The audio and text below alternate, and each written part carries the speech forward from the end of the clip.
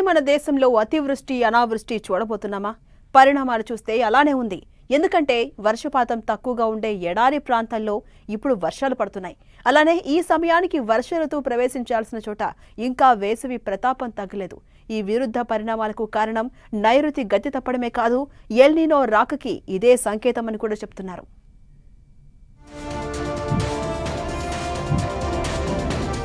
తార్మార్ టక్కర్మార్, ఎడారిలో వాన, పొలాల్లో ఎండ.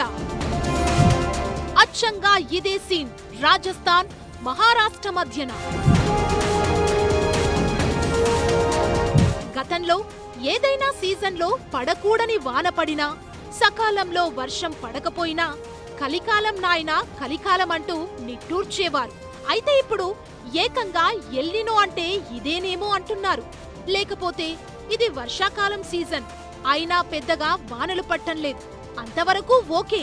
కానీ అసలు ఎడారి ప్రాంతాలైన జైపూర్, బికనీర్లలో భారీగా వర్షాలు పడడమే మరింత విచిత్రంగా, కారణం ఆలోచిస్తే ఆందోళనకరంగా అనిపిస్తోంది. భయంకరమైన కరువుకి కారణమయ్యే ఎల్ నీనో పరిస్థితి చోటు చేసుకున్నప్పుడే ఇలాంటి విపరీత పరిణామాలు చోటు చేసుకుంటాయంటారు.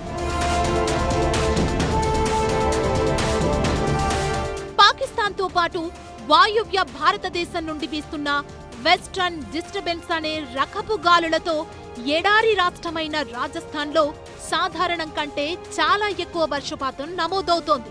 జైపూర్, బార్మర్, బికనీర్ వంటి ప్రాంతాల్లో భారీ వర్షాలు కురుస్తున్నాయి.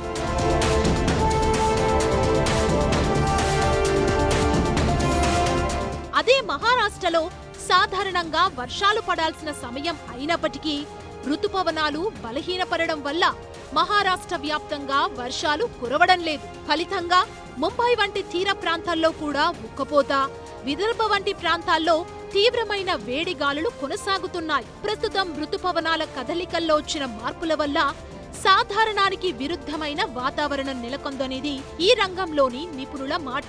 సాధారణంగా అయితే సౌత్ వెస్ట్ మాన్సూన్ జూన్ నెలలోనే దేశంలోని పశ్చిమ తీరమంతా వ్యాపించాలి. అరేబియా సముద్రపు గాలులతో కేరళ, కర్ణాటక, గోవా, మహారాష్ట్రకి విస్తరించాలి. అలా ఋతుపవనాలు రాజస్థాన్కు చేరుకునేసరికి జులై నెల వరకు ఆగాల్సి ఉంటుంది. కానీ ఈసారి ఋతుపవనాలు తమ గతి తప్పడంతో ఇలా ప్రత్యేకంగా వర్షాభావ పరిస్థితులను నెలకొల్పుతుందంటున్నారు. దీనికి ఎల్ నీనోనే కారణమంటున్నారు.